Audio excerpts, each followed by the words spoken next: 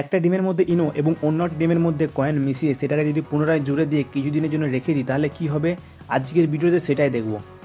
ডিমটা যেন ভেঙে না যায় সেই জন্যই আমি খুবই আস্তে আস্তে খোলাটা ভেঙে নিয়ে ইনো মিশিয়ে নিলাম।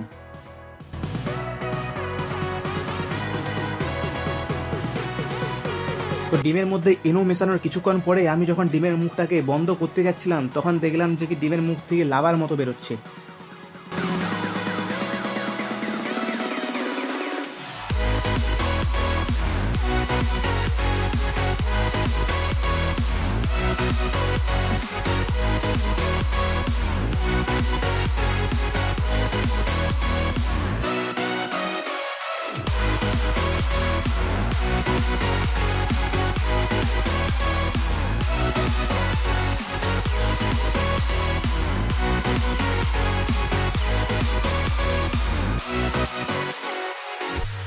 এরপর আমি ডিমের মুখটাকে ভালো করে টেপ দিয়ে বেঁধে নিলাম যাতে ডিমের ভিতরে প্রেসার তৈরি হয় এবং ওই প্রেসার দ্বারা যাতে ডিম নিজে থেকেই ফেটে যেতে পারে, যার রেজাল্ট তোমাদের সামনে।